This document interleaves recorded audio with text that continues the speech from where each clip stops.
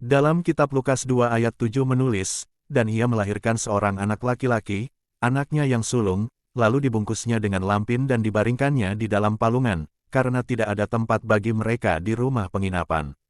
Kata palungan berasal dari bahasa Yunani, yaitu patne.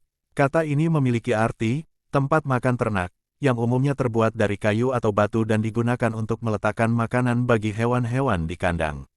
Ini adalah tempat yang sederhana dan hina, tidak layak untuk seorang raja, namun disitulah Yesus, Sang Juru Selamat, dibaringkan.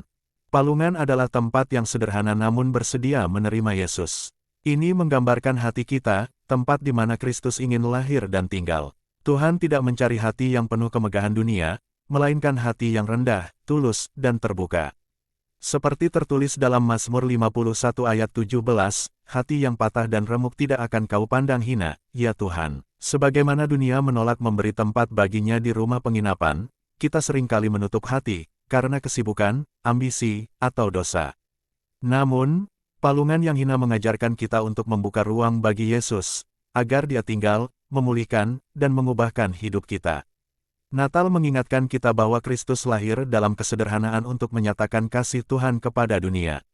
Yohanes 3 ayat 16 berkata, "Karena begitu besar kasih Tuhan akan dunia ini, sehingga Ia telah mengaruniakan anaknya yang tunggal, supaya setiap orang yang percaya kepadanya tidak binasa, melainkan beroleh hidup yang kekal." Biarlah kita membuka hati seperti palungan yang sederhana, agar Kristus lahir dalam hidup kita.